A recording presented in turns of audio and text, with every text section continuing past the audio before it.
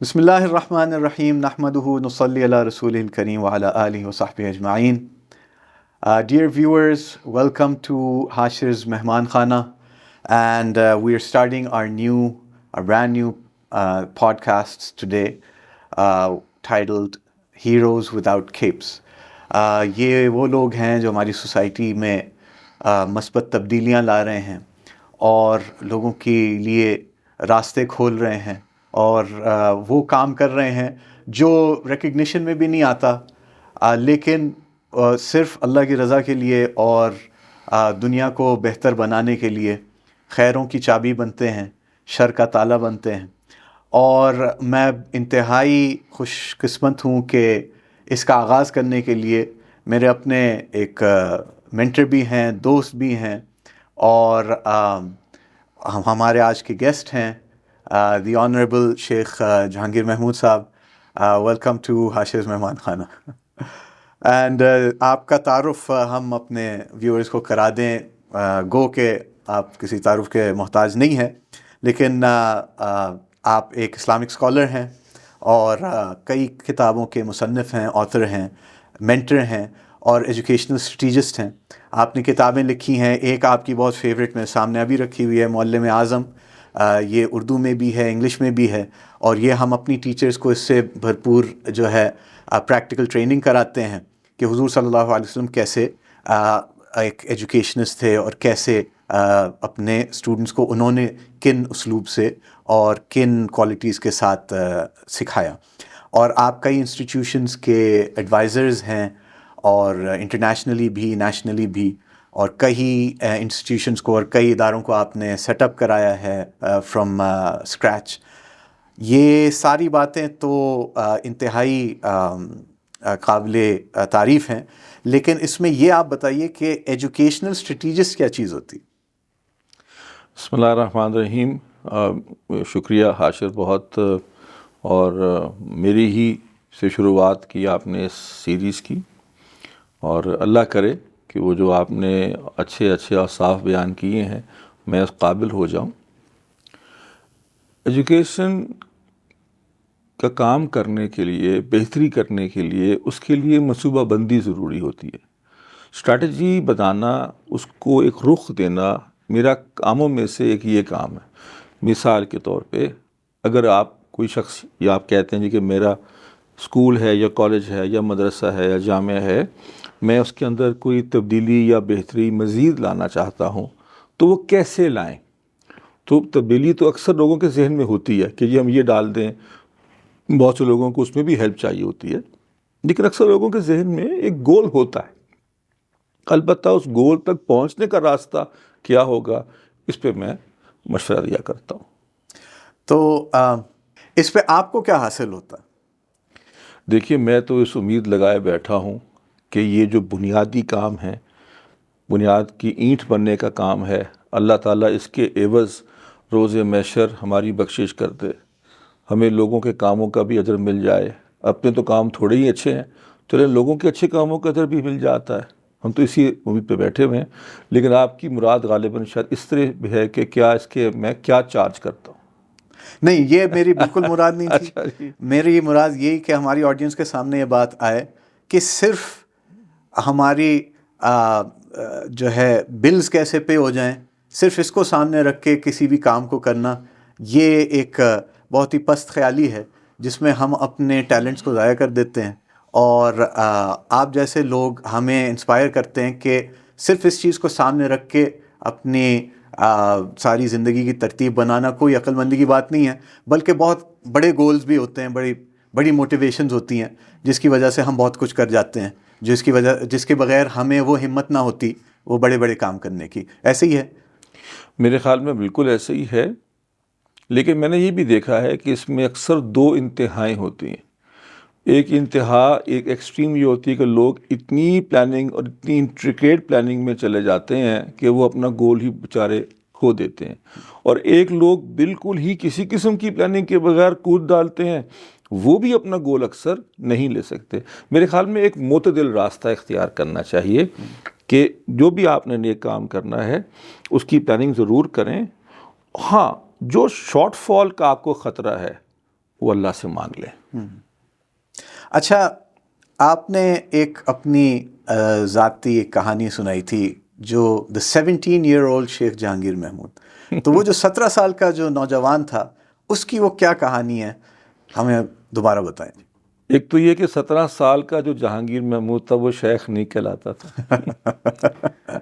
میں قریب 17 سال کا تھا تو میرے والد مرحوم بہت پریشان رہتے تھے، اور ایک دن میں نے ان کو اوور ہیئر کیا کہ وہ بتا رہے تھے کہ میں بہت پریشان ہوں کیونکہ جہانگیر زندگی میں کچھ بن نہیں پائے گا، ہی ول اماؤنٹ ٹو نتھنگ، کیونکہ اس میں تو کوئی خوبی ہی نہیں ہے بیچارے میں۔ اور میرے والد بہرحال ایک ایجوکیشنسٹ تھے، اور میرے والد ایک جہاندیدہ انسان تھے، اور اب پیچھے مڑ کے میں دیکھوں تو میں ان کی بات سے اتفاق کرتا ہوں۔ وہ کہتے کچھ بنے گا نہیں، نہ کوئی دوست ہوگا، نہ کوئی ملنے والا ہوگا، اس کے ساتھ کون دوستی کرے گا، کوئی شادی بھی نہیں کرے گا، اگر شادی کر بھی لی تو چلے گی نہیں، تو یہ تو اپنے 2 وقت کی روٹی بھی نہیں کما سکتا، تو بیچارہ کیا کرے گا۔ ایک والد کا میرے خیال میں اپنے بیٹے کے لیے اس سے زیادہ کنسرن اور فکر مندی کی بات نہیں ہو سکتی۔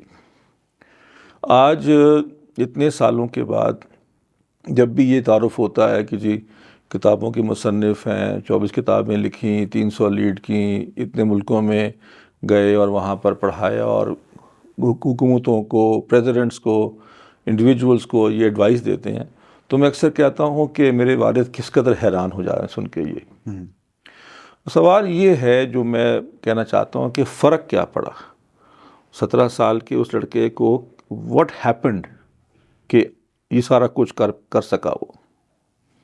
تو اس کا چھوٹا سا جواب یہ ہے کہ اے ٹیچر ہیپنڈ۔ استاد کے بیچ میں محنت بھی، دعائیں بھی، اور صحبت بھی، اور یہی برکت ہوتی ہے۔ برکت محض ایک روحانی صرف کیفیت کا یا اس کے انوار کا نام نہیں ہے، بلکہ وہ محنت ہے۔ لوگوں نے دیکھا جب اس لڑکے کو تو انہوں نے کہا کہ اس میں تو کچھ نہیں ہے، اور ایک ایسے شخص نے بھی دیکھا اور کہا کہ بھی اس کو سب کچھ چاہیے، سب کچھ دے دو۔ تو اس وجہ سے ہم تبدیلی دیکھتے ہیں۔ اس قصے کو سنانے کا مقصد ہے کہ میں لوگوں سے کہوں کہ مایوس نہ ہوا کریں۔ اگر مجھ نالائق کے ساتھ ایسا ہو سکتا ہے تو لائق لوگ کیا کچھ نہ کر سکتے؟ ہم اکثر منفی سوچ کے اندر چلے جاتے ہیں۔ مثال کے طور پہ کئی دفعہ آپ کو ایک بچے کا امتحان ہوتا ہے نا اگلے دن، اور آپ اس سے پوچھتے ہیں بھی کل کون سا پیپر ہے؟ جی مثلاً پاکستان سٹڈیز ہے، تو وہ پوچھتے ہیں کہ اچھا تو پھر تیاری تو کرنے کی ضرورت ہی نہیں ہے، بڑا آسان ہے، ہو جائیں گے نمبر اچھے۔ تو میں نے ان سے کہتا ہوں کہ اتنا ہی آسان ہے تو پھر ٹاپ کیوں نہیں کر لیتے اس میں؟ تھوڑی محنت کر لو۔ تو میرے خیال میں ہم کئی دفعہ ایفرٹ کا رخ جو ہمارا ہے نا اگر صحیح ہو، ہمیں مایوس نہیں ہونا چاہیے۔ جی، اب اسی طرح سے ہم سنتے ہیں حضرت عمر رضی اللہ عنہ کے بارے میں کہ ان کا کہا گیا کہ ان کے والد ان سے کہتے تھے اس کا کیا بنے گا، اس کو تو اونٹ چرانے نہیں آتے، اور عمری ان کا نک نیم تھا عمری، تو خولہ بنت ثعلبہ نے ان کا دامن پکڑ کے کہا کہ تو عمری تھا، پھر تو عمر بنا، اب تو امیر المومنین بن گیا۔ تو یہی اسی قسم کے ایک آئی گیس آپ کی بھی یہ ایک جو ہے انسپریشنل سٹوری ہے کہ کبھی بھی ہمیں مایوس نہیں ہونا چاہیے۔ البتہ جو اللہ تعالیٰ نے ہمارے اندر خوبیوں کا خزانہ بھرا ہوا ہے، اس خزانے کو، اس کی گولڈ مائننگ کرنے کے لیے کوئی نہ کوئی ہمیں مینٹر کی، کسی نہ کسی کی ضرورت ہے، جو ایک زندگی کا ایک حادثہ، ایک سانحہ ہو جاتا ہے کہ وہ ہمیں مل جاتا ہے۔ اور اسی بنیاد پہ ہم نے جو اپنا ادارہ قائم کیا یونٹی انٹرنیشنل اسکول، اس کا بھی دستور اور اس کی بنیاد حضور صلی اللہ علیہ وسلم کی وہ مبارک حدیث ہے کہ الناس معادن کمعادن الذهب والفضة خیار فی الجاہلیت خیار فی الاسلام اذا فقہوا، کہ ہر انسان کو اللہ تعالیٰ نے خوبیوں کا خزانہ بنایا ہے، لیکن اب اس کی مائننگ کرنا اب ہم مینٹرز کا کام ہے۔ آپ اس سے اتفاق کریں گے؟ بالکل، میں اس سے اتفاق کروں گا۔ میں اس میں ایک اضافہ بھی کر دوں۔ جی، ہم سب یہ روایت، کچھ ایسی حدیثیں سب کو پتہ ہوتی ہیں، جی، اور اس میں سے ایک مشہور ہے کہ علم حاصل کرو مہد سے لحد تک، اور یہ جگہ جگہ لکھی بھی ہوتی ہے، ہم لوگوں کو سناتے بھی ہیں۔ کبھی آپ نے سوچا ہے، اور میں ہمارے جو ویوز کو بھی یہ پوچھوں گا کہ جب آپ مہد میں تھے، جب آپ امہوڑے میں تھے، جب آپ کریڈل میں تھے، تو اس دن بھلا آپ نے کیا سیکھا تھا؟ کون سی کتاب پڑھی تھی آپ نے؟ اللہ کے نبی صلی اللہ علیہ وسلم تو آپ کو حکم دے رہے ہیں، یہ امر ہے نا ان کا کہ سیکھتے رہو، پیدا ہوتے کے ساتھ سیکھنا شروع کرو اور مرتے دم تک سیکھتے رہو۔ تو ذرا پوچھیں تو صحیح کہ اس دن آپ نے کیا سیکھا؟ تو اگر آپ کو یہ پتہ چلے کہ کل آپ نے فوت ہو جانا ہے، تو اگلے 24 گھنٹے میں آپ کیا چیز سیکھیں گے؟ یہ دونوں ایکسٹریمز ہیں۔ بچپن میں تو آپ کو لوگ سکھاتے، آپ سیکھ رہے ہوتے، لیکن کوئی اور ذمہ دار ہے سکھانے کا، لیکن اس کے بعد سے آپ خود ذمہ دار ہیں سیکھنے کے۔ تو آپ نے ایک بات جیسے بالکل صحیح آپ نے فرمایا کہ جی مینٹور مل جائے اور کر جائے، تو اس پہ اکثر ایک سوال آتا ہے جی کہ اگر مینٹور نہ ملے تو کیا کریں؟ ایک اہم سوال ہے۔ یاد رکھیں کہ ہر خیر کی سورس اللہ تعالیٰ ہے۔ تو اگر آپ کو ایسا لگتا ہے کہ آپ کو کوئی ضرورت ہے اور آپ کو نہیں مل رہا کوئی شخص، تو اللہ سے مانگ لیں۔ یہ کیسے ہو سکتا ہے کہ ہدایت کا راستہ اور ہدایت کے ٹولز آپ اللہ سے مانگیں اور نہ مل جائیں گے انشاءاللہ۔ اچھا، تھوڑی دیر پہلے ہم بات کر رہے تھے تو آپ نے بتایا کہ پبلک امیج بننا اور ٹی وی پہ، جیسے آپ نے 96 میں آپ نے بتایا کہ آپ نے ایک دعاؤں کا پروگرام شروع کیا تھا، اور تب سے ایک یہ پبلک امیج کا ایک سلسلہ شروع ہوا، اور یہ آپ نے اپنے حضرت کے کہنے پر شروع کیا تھا۔ تو آپ کس کو آپ نے ٹائٹل دیا کہ جن کو آپ نے کہا حضرت ہیں آپ؟ ہاں جی، شاہ عبد المجید جلندری رحمۃ اللہ علیہ ہمارے صوفی بزرگ تھے، اور بھی میرے اساتذہ بھی شامل ہیں اس میں۔ لیکن جن لوگوں سے میرا اصل میں تھوڑا سا یہ ذاتی سا مسئلہ ہے، میں یوزلی ذاتی چیزیں ڈسکس نہیں کرتا پبلک میں۔ میں نے دین کی علم حاصل کرنا شروع کیا تھا، اور میرے سامنے جو مقصود تھا وہ صرف میں ہی تھا۔ میرا اس وقت ایسا کوئی خواہش ارادہ نہیں تھا کہ اب اس کو لے کر میں دنیا میں پھیلوں گا اور لوگوں کو بتاؤں گا اور اتنے لوگوں کو پڑھاؤں گا۔ میں نے تو اپنے لیے صرف شروع کیا تھا، اور میں بڑا کانٹینٹ تھا کہ بس اب ٹھیک ہے، باقی زندگی معمول کے کام ہوتے رہیں گے۔ لیکن میرے اساتذہ نے مجھے اجازت نہیں دی اس چیز کی، گھر سکون سے بیٹھنے کی، اور وہ دن اور آج کا دن وہ سکون سے نہیں بیٹھ سکے کہیں پہ۔ تو الحمدللہ کہ اللہ نے اس میں لگایا، لوگ اپنی زندگی اور بہت سے کاموں میں بیچارے غرق کر دیتے۔ تو بڑوں کی کہنے پہ، اور میں یہ بات کیوں تھوڑا سا اگر آپ اجازت دیں میں تفصیل بیان کروں۔ آج کل ہمارے بچیوں میں ایک غلط فہمی ہو گئی ہے، اور وہ غلط فہمی بھی ان کے ساتھ بہت قصور بھی نہیں۔ وہ یہ سمجھتے ہیں کہ اگر ہم کسی بابے بوڑھے کی بات سنیں گے تو وہ زمانے کے ساتھ نہیں چلیں گے، اور میرا یہ خیال ہے کہ یہ بات آدھی ٹھیک ہے آدھی غلط ہے۔ یہاں تک تو ٹھیک ہے کہ اگر ہم صرف بزرگوں کے، پرانے لوگوں کی باتوں کو ایمولیٹ یا ریپیٹ ہی کریں گے تو وہ آگے نہیں بڑھیں گے۔ لیکن جو ہمارے بزرگوں کے پاس، چاہے وہ دینی بزرگ ہوں یا وہ دنیوی بزرگ ہوں، ان کے پاس جو تجربات اور صدیوں کا علم جو ہمارے حضرات کے پاس ہے، اس کے اصول، اس کی موٹیویشنز، اس کے پرماننٹ پرنسپلز آج بھی اتنے ہی ویلڈ ہے جتنا 1000 سال پہلے تھے۔ ہاں، اس کی امپلیمنٹیشن بچوں آپ نے کرنی ہے۔ وہ آپ کیسے کرتے ہیں؟ میرے خیال میں بچے بہت سمارٹ ہیں، کر سکتے ہیں انشاءاللہ۔ تو آپ کو اپنے اس سفر میں سب سے زیادہ آپ نے کیا کرنا انجوائے کیا؟ سب سے زیادہ مزہ کس میں آیا؟ کس پروجیکٹ میں، کس انسٹیٹیوشن کو کھڑا کرنے میں، یا آپ کسی کتاب کو لکھنے میں، جس میں آپ بس آپ کی یاد میں وہ نقش ہے کہ سب سے زیادہ مجھے انجوائمنٹ اس میں بھی؟ دیکھیے، میں آپ کی وہ اپنے ویورز کے لیے، کیونکہ آپ شاید میری بات سمجھ جاتے ہیں جلدی، سارے کے سارے ویورز تو مجھے نہیں جانتے، تو میں وضاحت کر دوں کہ یہ میں نے کام اس لیے نہیں کیا تھا کہ انجوائمنٹ ملے گی، صحیح، کیونکہ آج کل تو ہر چیز میں انجوائمنٹ بہت ضروری ہے۔ ہاں، لیکن ایسے بہت سے موقع آئے کہ مجھے اچھا لگا اور مجھے خوشی سی ملی، سکون ملا، ایک سکینت طاری ہوئی جو کہ اللہ کی مہربانی سے ہوئی۔ وہ شاید مجھ جیسے کمزور ایمان اور کمزور عمل کے شخص کے لیے اللہ کا تحفہ تھا کہ جب میں کمزور پڑوں تو میرے سامنے کوئی ایسی چیز آ جائے، کبھی خوشی کی، یا کبھی اور کوئی مثال کسی بزرگ کی جس سے میری موٹیویشن ریچارج ہو جائے. تو اس میں مجھے ایک بات جو سب سے میں جس پہ آس لگائے بھی بیٹھا ہوں، وہ جس کتاب کا آپ نے ذکر کیا ابھی، معلم اعظم صلی اللہ علیہ وآلہ وسلم، اس کی تقریباً 7 زبانوں میں یہ ترجمے ہو چکے ہیں. اس کتاب کو میں نے شروع کیا تھا حرم مدینہ میں بیٹھ کے، اور پھر یہ کتاب لکھی بھی گئی، بن بھی گئی، پھر یہ پھنس گئی. اچھا. یعنی کہ لکھی تو میں نے چند دنوں میں صرف بیٹھ کے 2-2.5 دنوں میں لکھ لی بیٹھ کے، لیکن اس کی پھر جو ایڈیٹنگ اور اس کی پروفنگ اور اس کی پرنٹنگ وغیرہ، حتیٰ کہ اتنا وقت گزر گیا کہ میں مایوس سا ہو گیا. تو فائنلی پھر میں دوبارہ مجھے موقع ملا ایک دن جب جانے کا، تو میں حرم مجھے یاد نکلا ہوں باہر، تو میں نے آ کے وہاں پہ دعا کی کہ یا اللہ اگر چھپنی ہے تو بتا دے، ورنہ میں کوئی اور کام شروع کر دوں. کہ میں اس کے پیچھے لگا رہتا ہوں، یہ پھنس سی گئی ہے. کبھی کچھ ہو جاتا ہے، کبھی کاغذ شارٹ ہو جاتا ہے، کبھی ڈیزائنر بیچارہ بیمار ہو جاتا ہے، کبھی کچھ. تو مجھے پھر وہاں سے فون آیا، وہیں پر پیغام آیا اپنے پبلشر کا کہ جناب یہ ریڈی ہے، یہ فائنل اس کا کور ہے، تو آپ اوکے کر دیں. تو میں نے کہا یہ تو انسٹنٹ ہو گیا کام، کہ الفاظ شاید دعا کے جو ہے اللہ کو پسند آ گئے تو فوراً ہو گیا. میں آج تک اس کو یاد کرتا ہوں. ایسے واقعات اور بھی ہیں، لیکن اس کے ساتھ یہ کیونکہ اس کا تعلق سیرت کے ساتھ.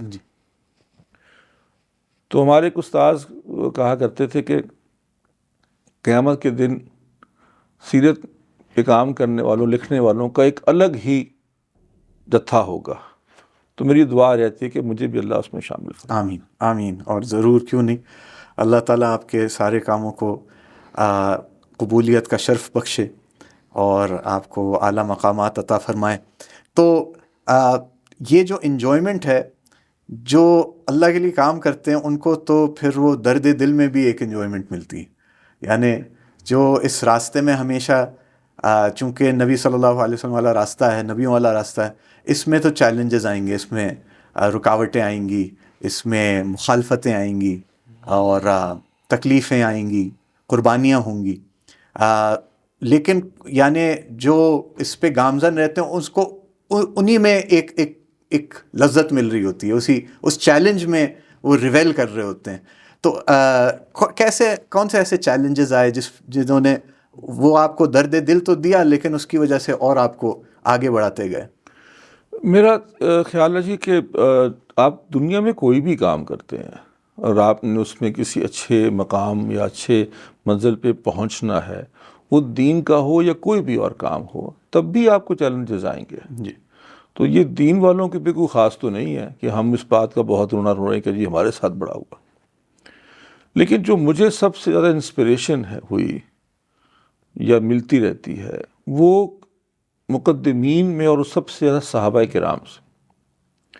کہ مجھے تو آج تک کسی نے جب مجھے مشکل آتی ہے، اور وہ میری ذات کے لیے مشکل شاید بہت بڑی ہوتی تھی، جب خاص طور پہ نوجوانی میں تو آپ کو ہر بات بہت بڑی بڑی لگ رہی ہوتی، تو مجھے اس وقت لگتا تھا کہ لیکن جب تک کہ ایسا نہیں ہوگا کہ کسی شخص کو ہمارے دور میں تپتی ہوئی ریت پہ لٹا کے اس کے اوپر پتھر رکھے جائیں گے، اس سے پہلے ہمارا شکوہ کرنا بنتا نہیں ہے مشکل. شاید میرے لیے 100 کلو مشکل ہو، آپ کے لیے 1000 کلو سے پہلے مشکل محسوس نہ ہو، مشکل تو آتی تھی. تو اس مشکل کے وقت میں یہ 1-2 کام کرتا ہوں، اور میں اپنے سب لوگوں سے یہی تجویز رکھوں گا کہ اس پہ غور کریں. ایک تو میں وہ یاد کرتا ہوں جن لوگوں کو اللہ کا صرف نام لینے کے اوپر، صرف لا الہ الا پہ بھی آگے کا سلسلہ شروع نہیں ہوا تھا تو چیر کے تو ٹکڑے کر دیا گیا، جن کو گھروں سے نکال دیا گیا، اور سب سے بڑھ کے جتنی تکلیف رسول اللہ صلی اللہ علیہ وآلہ وسلم کو پہنچائی گئی کسی کو نہیں پہنچائی گئی. تو پھر ہمارا کرنا بنتا نہیں ہے نا. دوسری چیز، جب مشکل آئی اور ایک اندر سے ظاہر ہے انسان ہے، جب آپ کام کرتے ہیں آپ کو غصہ بھی آتا ہے، آپ کو فرسٹریشن بھی ہوتی ہے، آپ اپنے آپ کو کئی دفعہ بے بس محسوس کرتے ہیں، آپ کو مایوسی بھی ہو سکتی ہے. انسان کے اوپر سارے یہ موڈز چلتے ہیں. تو جب بھی ایسا ہوتا تھا تو میں اس کیفیت کو، اپنے اس ساری انرجی کو جو نگیٹیوٹی تھی یا جو پریشر تھا، اس کو کوشش کرتا تھا اور کرتا ہوں کہ اس سارا کچھ چینلائز کر کے اس کو دعا میں تبدیل کر دوں. مثال کے طور پہ بتا رہا ہوں کہ ہمیں کسی چیز کے لیے کوئی پیسے چاہیے، 10,000 روپے مثال کے طور پہ چاہیے، ٹھیک ہے. اور میرے بچے مجھے کہتے ہیں کہ بابا آپ کے ریٹ بڑے پرانے سے ہیں. 10,000 میں اب کیا کون سا سامان آتا ہے 10,000 میں، اکوپمنٹ کون سا خرید سکتا ہے آدمی. تو فرض کریں تو ہے اور میرے پاس نہیں ہے پیسے، تو اس میں پھر میں نے تھوڑا سا حوصلہ اقبال کے شکوے سے لے کر کہ یا اللہ یہ ساری دنیا الٹے سیدھے کام بھی کرے تو ان کے پاس تو پیسے ہوتے ہیں، ایک ہم ہی رہ گئے ہیں اور یہ ہمارا اپنا کام تھوڑی ہے، یہ میں اپنی تھوڑی مانگ رہا ہوں، میں تو یہ آپ کے کام کو کرنا چاہتا ہوں. تو مجھے میریکولسلی وہ کہتے ہیں نا غیبی مدد آ جائے کرتی. تو بجائے اگر آپ ہو جاتے ہیں مایوس، اس کے ہو جاتا ہے انسان، ہو جاتا ہے پریشر میں، تو اس کو ہی استعمال کر کے اس کے آگے ہاتھ پھیلا دیں. یہ تو کچھ پرسنل چیلنجز رہے. آپ کی نگاہ میں ہمارے معاشرے کو، ہمارے ملک کو، قوم کو اور پوری امت کو، ہمیں تو امت کے درجے پر سوچنا ہے، ہم اپنے سوچ کو محدود نہیں کرتے چونکہ ہم پوری امت حضور صلی اللہ علیہ وسلم کی ہے اور ہم ایک گلوبل ولیج میں رہتے ہیں اور ہم سب گلوبل سٹیزنز ہیں، عالمی نبی کے عالمی امتی. تو لیکن ہم اگر دونوں سطحوں کو دیکھیں، پاکستان کی بھی سطح کو کیونکہ ہمارا ملک ہے، ہمارے دل کے قریب ہے، اور پورے مسلمان امت کو سامنے رکھتے ہوئے کیا سب سے بڑے چیلنجز؟ دیکھیے کہ بڑا براڈ بیس سا کوشچن ہے اور ملٹی ڈائمینشنل بھی ہے، لیکن اگر ہم لوگوں سے پوچھیں گے تو آپ کو سب یہ کہیں گے یہ کہ امت کا اور ہمارے ملک کا بھی ایک بڑا مسئلہ جو ہے وہ اکانومی ہے، پیسہ ہے، یہ ہے. میرے خیال میں ہمارا سب سے بڑا مسئلہ اگر ایک پوڈ کاسٹ میں ہم نے محدود کرنا ہے اس کو، تو ایک سنگل بات یہ ہے کہ ہم شاید غیر ذمہ دار لوگ ہیں. ہمیں اپنی ذمہ داری کا احساس نہیں ہے، اور کیونکہ ہمیں اس کا احساس نہیں ہے تو ہم ذمہ داریاں پوری صرف وہ کرتے ہیں جو ہمیں حلق سے پکڑ لیں.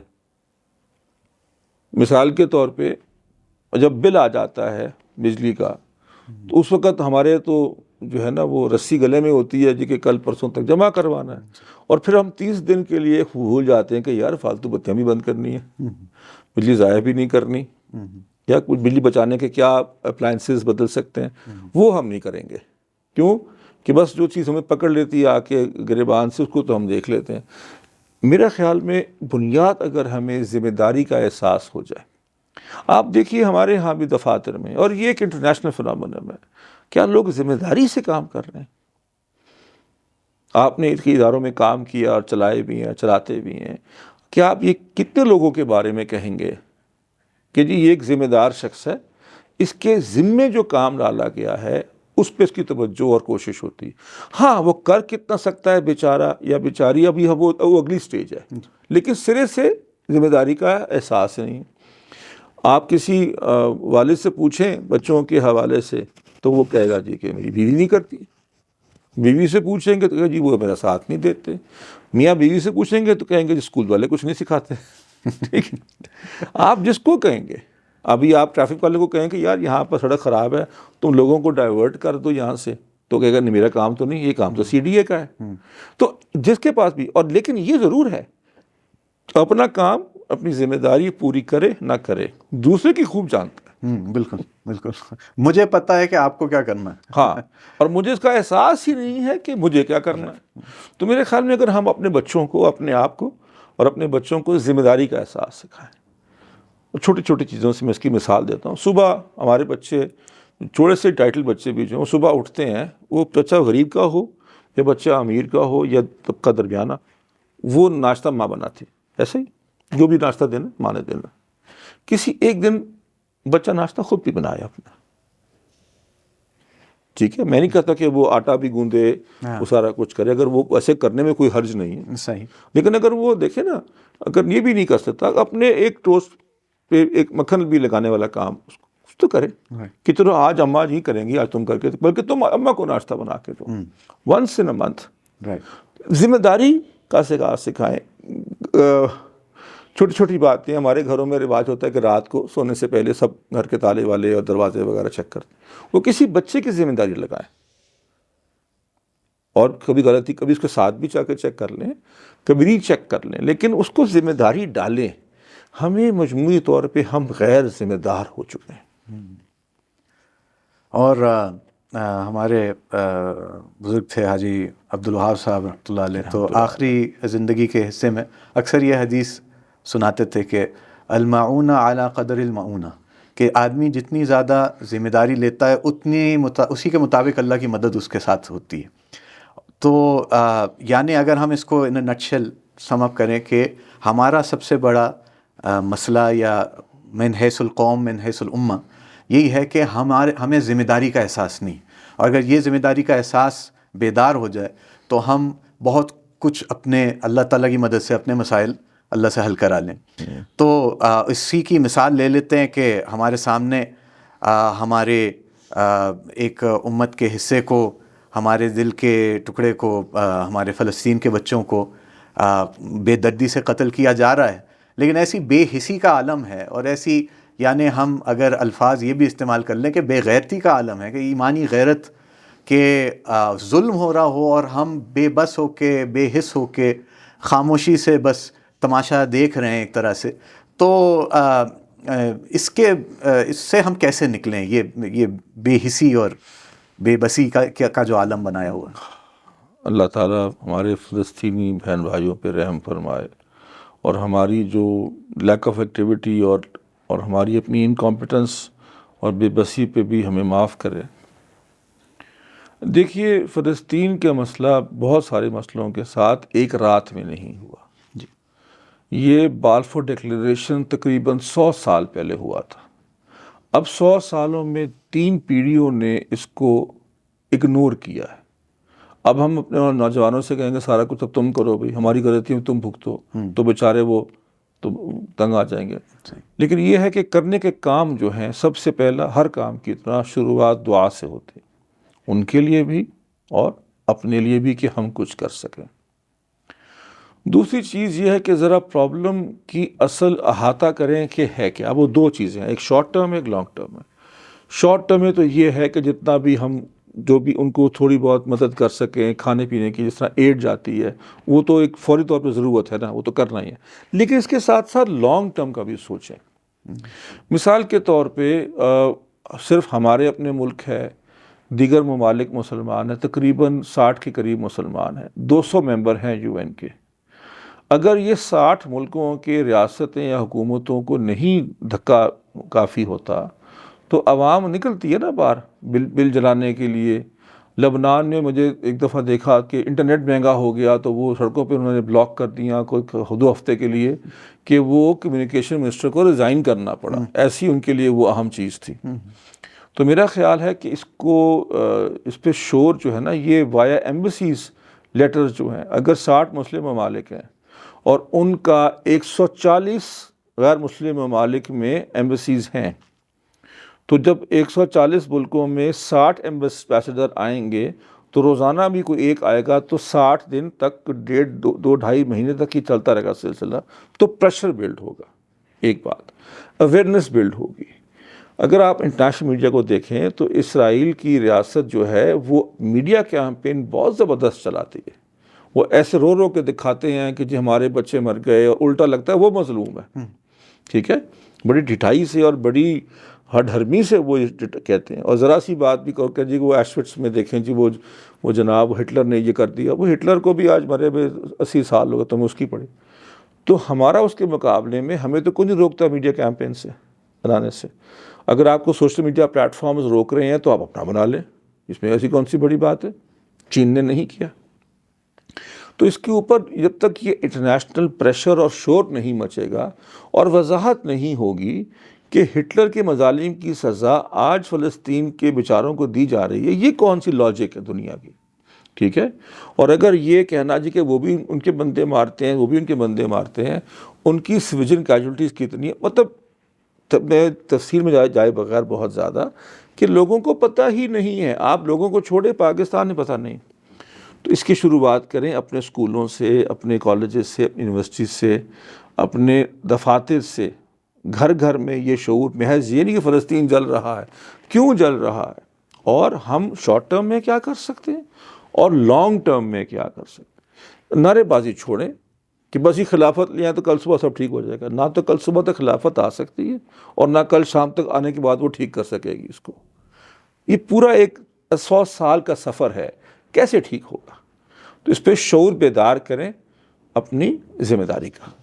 ہمارے اپنے بچے یعنی ہماری گھر میں جو ان کی مائیں ہیں, یعنی جو اپنا اثر و رسوخ اتنا نہیں سمجھتے, یا یوں بھی کہیں سوشل میڈیا پہ بھی ایسی کوئی ان کی پریزنس نہیں ہے, لیکن وہ اپنا یعنی حصے کا کنکر کیسے اپنے, یعنی ابابیل نے جو ایک ایک کنکر سے پوری جو ہے نا ہاتھیوں کی ابراہ کی فوج کو برباد کیا, اللہ تعالیٰ نے چھوٹے چھوٹے پرندوں سے چھوٹی چھوٹی یعنی ایسی چیز جو آپ کو لگے بھی تو تکلیف بھی نہ ہو, اس سے اللہ تعالیٰ نے کیا.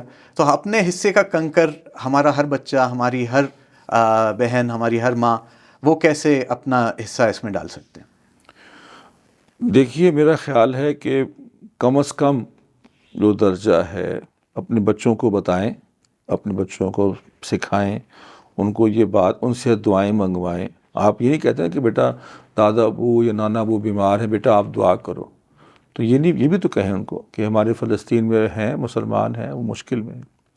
دوسری چیز, ہم یہ جو 14 اگست کو جھنڈیاں لگاتے ہیں نا پاکستان کی, اچھا ویسے وہ مجھے برا نہیں لگتا, وہ اچھی بات ہے, روز لگنی چاہیے. میں تو ہر وقت لگا کے پھرتا ہوں اپنے ساتھ جھنڈی. تو اپنے گھروں کے باہر ایک جھنڈا پاکستان کا, ہمارے محبوب ملک کا لگائیں, اور اس کے نیچے ایک جھنڈا فلسطین کا لگائیں.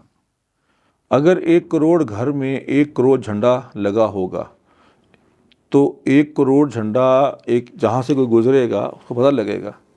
تو جس نے آپ سے کوئی معاملہ لینا, یا جس نے آپ سے ووٹ لینے بھی آنا, اس کو پتہ ہوگا کہ مجھے اپنے جھنڈا میں اس کو ڈالنا پڑے گا. بھائی لوگوں نے اپنے گھروں کے باہر پاکستان کے ساتھ ساتھ اپنا ایک دوسرا ملک کو بھی اپنا سمجھ کے جھنڈا لگایا ہوا ہے. چھوٹی سی بات ہے, جی ٹھیک ہے جی. گاڑیوں پہ جیسے لگا ہوتا ہے, پھر ہمارے جو بسز چل رہی ہیں, یہ ایک شور تو مچے کہ لوگ چیخ اٹھتے ہیں, آخر ہے کیا بھائی, آخر مسئلہ کیا ہے؟ تو ہمارے اپنے ملک کے بھی بڑے مسائل ہیں. یہاں پہ غربت ختم تو نہیں ہو گئی, یا یہاں پہ سیلاب نہیں آتے کیا, لیکن یہ اس وقت بہت ہی ارجنٹ چیز ہے. تو میرے خیال میں دنوں کے اندر اس کی ایک شور مچے گا, اور باقی مسلمان ملکوں سے بھی یہی ہم کہیں گے کہ آپ ایک دفعہ شروع تو کریں اس کے اوپر. تو ہم نے دیکھا کہ پاکستان میں خصوصاً بوائیکاٹ کا جو ایک مہم ہے, BDS ساری دنیا میں کئی سالوں سے چل رہا ہے کہ بوائیکاٹ ڈائیویسٹ, اسرائیل کو آئسولیٹ کیا جائے اکنامکلی ایٹسیٹرا. لیکن یہاں پہ وہ اس طرح سے بات لوگ لیتے نہیں ہیں, یا یعنی اس میں پھر کیا ہمیں رکاوٹ پیش آتی ہے کہ ہمیں ضروری ہے کہ ہم نے یہ سافٹ ڈرنکس ہی پینی ہے اور میکڈونلڈس کا ہی برگر کھانا ہے, ورنہ ہماری زندگی مفلوج ہو جائے گی؟ کیا مسئلہ ہے کہ ہم یہ چھوٹی چھوٹی قربانیاں نہیں دے پاتے جو سمبولک ہی ہوں بے شک, لیکن ایک میسج تو دنیا کو جائے کہ یہ آپ نہیں جاری رکھ سکتے یہ مظالم, اور دنیا کو اس کو روکنا پڑے گا کسی طرح سے. تو اس میں پاکستانیوں کی طرف سے سستی کیوں ہمیں معلوم ہوتی ہے؟ میرے خیال میں ویسے بھی تو ہمیں بہت سے اور مسئلوں میں سستی معلوم ہوتی ہے, تو اس میں جو سستی ہو رہی ہے اس پہ حیرانگی نہیں ہونی چاہیے. لیکن میں ایک بات ضرور کہوں گا کہ بوائیکاٹ ضرور کریں, لیکن صرف فلسطین کی وجہ سے نہ کریں, بلکہ اس کو ایک ویل تھاٹ بوائیکاٹ کریں. جی, میں نے کل پرسوں بھی ایک پروگرام میں یہ بات کہی کہ ہم فورن انویسٹمنٹ کی جب بات کرتے ہیں اور وہ ہمارے پاس اس پہ محتاج ہو چکے ہیں, لوکل انویسٹمنٹ کیوں نہیں بنتی؟ ٹھیک ہے جی, پاکستانی اگر آپ نے کولا پینا ہی ہے, اس کے بغیر آپ کی زندگی نہیں کسی کام کی, تو بھائی پھر پاکستانی کولا کیوں نہیں بناتے؟ تو اگر آپ یہ کریں گے نا کہ آپ ان کو بوائیکاٹ کریں گے, تو ان کو تو اتنا فائدہ نقصان کتنا ہوگا میں کیلکولیٹ نہیں کر سکتا, وہ بھی شاید سمبولک ہی ہو بوائیکاٹ. لیکن کیوں نہیں ہمارا اپنا کولا یا ہمارا اپنا جوس کا ڈبہ یا ہمارا اپنا برگر یا ہمارا اپنا کیوں نہیں بن سکتا؟ یہ ضروری ہے کیونکہ یہ محتاج ہے. اگر آپ یہ نہیں کریں گے, آپ اس کو بوائیکاٹ کا لفظ بھی میں کہوں گا, آپ اس کو ریپلیس کرنا شروع کریں, آپ کے اپنے ملک کی اکانومی بہتر ہو جائے گی. وہ اربوں ڈالر کما کے آپ سے یہاں سے باہر لے جاتے ہیں. بھائی آپ خوش ہوتے ہیں جی کہ ہمارے بھائی کو جاب ملی ہوئی ہے, کوکا کولا کی یا نیسلے کی ایجنسی ملی ہوئی, مجھے نام لینے میں کوئی فکر نہیں ہے. تو آپ کیوں نہیں خود اپنے آپ کو خود کفیل کرتے؟ کیوں دوائیاں آپ ایسی کیا دوائی ہے؟ ہمارے ساتھ والے ملک کے اندر ان کے اپنے مسائل جگہ پہ کچھ چیزیں مجھے بڑی ایسی اچھی لگتی ہے کہ ہمیں ایمولیٹ کرنی چاہیے. مثال کے طور پہ وہاں قانون ہے کہ اگر وہ کوئی کمپنی کوئی دوائی بناتی ہے اور وہ دوائی ضروری ادویات میں سے ہے اور وہ اتنی مہنگی ہے کہ جو ایوریج جو شہری اس کو افورڈ نہیں کر سکتا, صحیح, تو قانون ہے کہ وہ اس کو لوکل پیٹنٹ کر دیں گے, لوکل بننا شروع ہو جائے گی. 2 روپے کی گولی جو باہر 300 روپے کی گولی تھی وہ 2 روپے کی ملتی ہے انڈیا کے اندر. پاکستان میں یہ چیز نہیں ہے. یہاں پر 300 کی گولی جو باہر ملتی ہے وہ پاکستان میں 600 کی ملتی ہے. اور اگر وہ بند ہو جائے, آپ بائیکاٹ کریں, تو لوگ بیچارے پریشان ہو جائیں گے, بیمار لوگ مرنا شروع ہو جائیں گے. تو میرے خیال میں بائیکاٹ کو 2 دن ذرا روک لیں اور پہلے ریپلیسمنٹ تو نکالیں, اسپیشلی میڈیسنس کی, مشینری کی. اتنی ڈپینڈنسی آپ کی ہے کہ شاید بائیکاٹ سے ان کو نقصان اتنا نہ ہو جتنا آپ کو ہو جائے گا. خود کفیل تو بنے, خود کفیل اپنے پاؤں پہ تو کھڑے ہوں. اور اسی سے ایک فالو اپ یہ بات آتی ہے سامنے کہ پھر جذبات ایسے ابھرتے ہیں جب خاص کر میں تو بہت اوائڈ کرتا ہوں, میں تو کوئی نہ تصویر دیکھتا ہوں نہ, کیونکہ برداشت نہیں ہوتا. یعنی پھر ایک طرح سے اس سے ڈیسینسٹائز ہو جاتا ہے, بے حس ہو جاتا ہے دیکھ دیکھ کے. تو اس لیے میں تو کئی سالوں سے میری ایک پالیسی رہی ہے. ورنہ آدمی کا جذبات ابھرتے ہیں, دل چاہتا ہے بس جا کے خود ہی جا کے پھٹ جاؤ, مر جاؤ, اتنوں کو مار دو ساتھ میں. تو اس کو ہم کیسے اپنے, کیونکہ بہت سے ہمارے نوجوان پھر اپنے آپ کو نہیں قابو کر پاتے. ان کا تو یہی ہے کہ بس سب کچھ چھوڑو, جا کے وہاں کسی طرح وہاں پہنچ جائیں اور پھٹ جائیں اور 8-10 اسرائیلی سولجرز کو اپنے ساتھ لے جائیں. تو اس سے ہم کیسے اپنے نوجوانوں کو سنبھالیں کہ ان کو کیسے رخ دیں کہ کوئی ایکسٹریم سٹیپس نہ لے جائیں, کوئی ایکسٹریمزم نہ ابھرتی ہوئی اور پھر ہماری پوری نوجوان نسل کو اپنی لپیٹ میں لے لے. تو اس کو کیسے ہم ایڈریس کریں؟ یہ بڑا اہم مسئلہ ہے کیونکہ اس کا تعلق صرف فلسطین کے ساتھ نہیں بلکہ اور بہت چیزوں کے ساتھ. جی بالکل. یہ ایک مائنڈ سیٹ ہے جس کو میں سمجھتا ہوں کہ چاہے جذبہ دین کی وجہ سے ہی ہو, اس کو میں شارٹ کٹ مائنڈ سیٹ کہتا ہوں.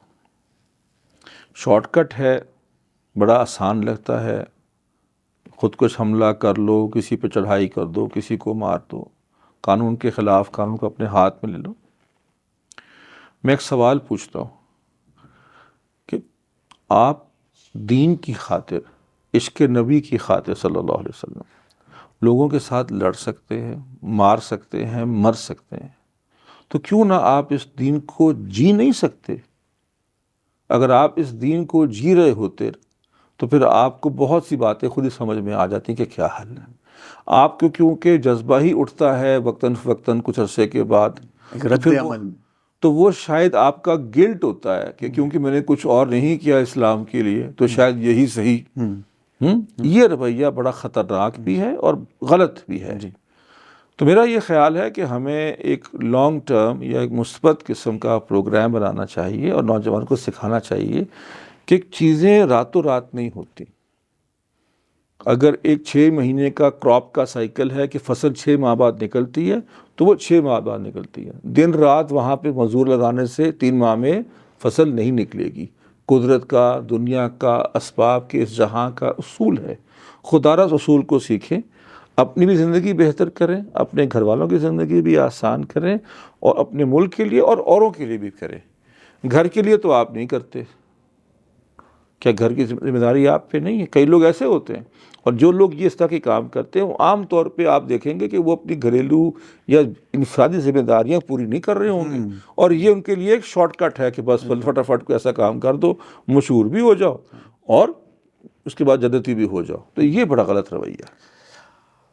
میرے خیال سے ہماری آج کی جو یہ گفتگو رہی, جو میرے لیے بہت ہی زیادہ پر نور اور میری سوچ اور فہم کو کھولنے کے لیے بہت مؤثر رہی. اس میں اگر سمرائز کیا جائے جو مجھے آپ کی باتیں پسند آئیں اور سمجھ آئیں, کہ احساس ذمہ داری کا بیدار کرنا امت میں, اس کو ہم اللہ کے لیے اپنی زندگی کا مقصد بنائیں, اور خصوصاً جیسے ہم نے کچھ معاملات میں بات کی کہ چاہے وہ فلسطین کا مسئلہ ہو، چاہے وہ کشمیر کا مسئلہ ہو، چاہے ہمارا معاشی مسئلہ ہو، چاہے ہمارا اخلاقی مسئلہ ہو، یہ سارے مسائل اس کی جڑ یہ ہے کہ ہم اپنی ذمہ داری کو پہچانیں اور اپنے نسل میں، اپنی قوم میں، اپنے بچوں میں احساس ذمہ داری بھی پیدا کریں، ان ذمہ داریوں کو پورا کرنے کی ان کو اقدامات بھی دیں، ان کو ایک رخ اور ایک سٹرکچر دیں جس میں وہ اس میں آگے بڑھ سکیں، دوسروں کو بھی مینٹر کر سکیں، اور کسی بھی قسم کے انتہا پسندی سے بچیں۔ وہ تبھی ہوگا جب وہ ذمہ دار ہوں گے۔ انتہا پسندی یہ غیر ذمہ داری کا ایک اظہار ہے، اور اپنی گلٹ کا اظہار ہے کہ جب ہم کچھ بھی جب ہم اللہ کے لیے اور دین کے لیے نہیں جی سکے تو چلو اس کے لیے مر جاتے ہیں۔ تو کیا یہ ایک اس کا اچھا سمیشن ہوگا؟ بہت اچھا سمیشن ہے۔ اگر آپ مجھے کہتے تو میں بھی کچھ ایسی الفاظ میں ہی کہتا کہ اپنی ذمہ داری کا احساس اور اپنی ذمہ داری پوری کریں۔ جس دن آپ اپنی ذمہ داری پوری کرنا شروع کریں گے، دنیا آہستہ آہستہ آپ کے سامنے بدلنا شروع ہو جائے گی انشاءاللہ۔ تو شیخ صاحب بہت شکریہ آپ کے آنے کا، اور thank you for gracing us and inaugurating this series of podcast that we plan to have. تو انشاءاللہ اب آگے جتنے بھی گیسٹ آئیں گے اس سے جتنی بھی خیر ہوگی، تو جس طرح کئی اعتبار سے آپ نے بنیاد رکھی ایک خیر کے کاموں کی، تو ادھر بھی اللہ تعالیٰ نے آپ کو توفیق بخشی کہ آپ اللہ تعالیٰ کہ آپ کے ذریعے اس خیر کو آگے بڑھائے، اور آپ کی دعاؤں کے بھی ہم طالب ہیں۔ اور اپنے آڈینس سے بھی کہتے ہیں کہ www.sheikhjahangir.com ضرور وزٹ کریں اور شیخ کے بیانات سے مستفید ہوں۔ اللہ تعالیٰ آپ کو، آپ کے گھر والوں کو خیر، برکت، ہدایت، عافیت، محبت، راحت، مقبول عبادت، اتباع سنت اور فکر دعوت عطا فرمائے۔ اجازت دیجیے، السلام علیکم ورحمۃ اللہ۔